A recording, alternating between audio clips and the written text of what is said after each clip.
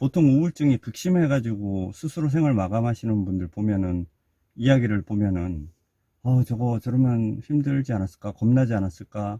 아프지 않았을까? 고통스럽지 않았을까? 일반 사람들은 그렇게 생각하잖아요. 근데 정작 그것을 실행에 옮기는 당사자들은 그런 거에 대한 두려운 감정이 없어요. 그러니까 그냥 이 상황이 싫고, 나는 그만 살란다. 이런 생각이 들면은 그냥 아무 느낌 없이 그렇게 실행에 옮길 수가 있는 겁니다.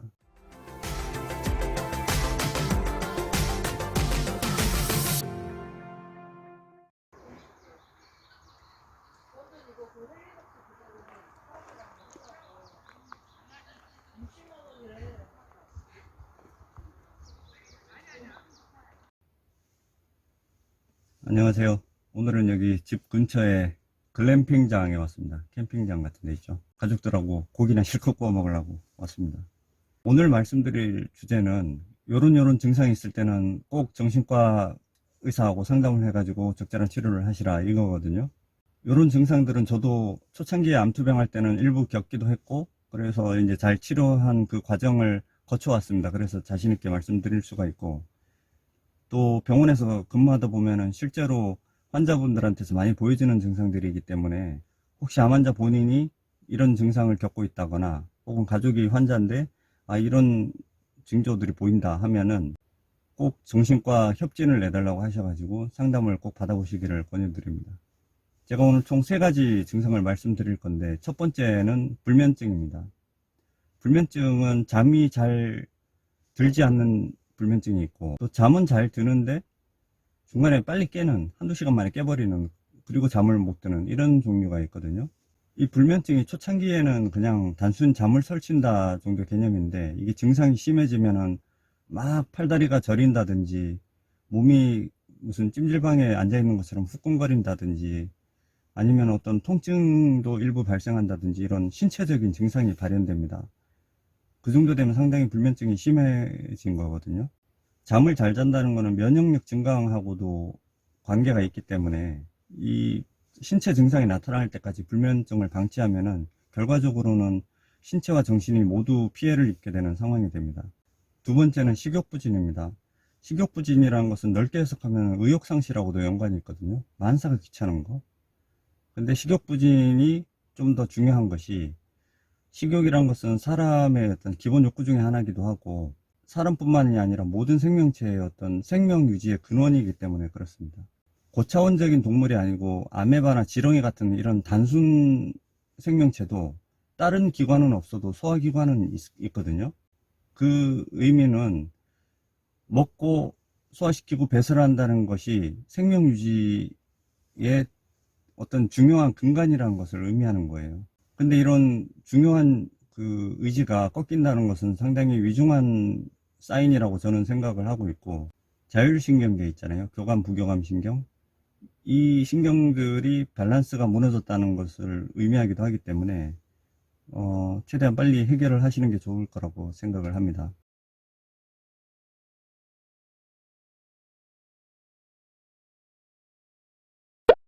마지막으로는 감정의 변화가 없다는 거, 기복이 없다는 거거든요. 그런 증상.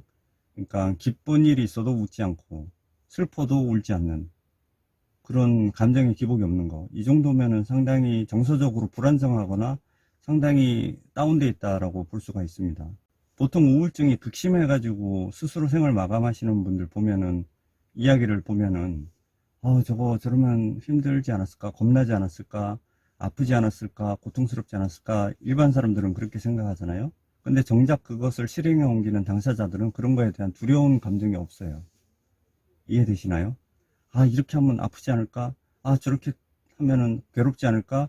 이런 두려운 마음에 감정의 기복이 없는 거예요. 그러니까 그냥 이 상황이 싫고, 나는 그만 살란다. 이런 생각이 들면은 그냥 아무 느낌 없이 그렇게 실행에 옮길 수가 있는 겁니다. 그래서 3가지를 말씀드렸는데, 불면증하고 식욕 상실, 그 다음에 감정의 기복이 둔해지는 거, 이런 증상이 있을 때는 정신과 의사한테 협진을 내달라고 하세요. 지금 주치의가 뭐 혈액종양내과든 방사선과든 간에 그 정신과 협진을 해달라고 하셔가지고, 진료와 상담과 검사를 해보셔서 적절한 약 처방을 꼭 받으시기를 바랍니다.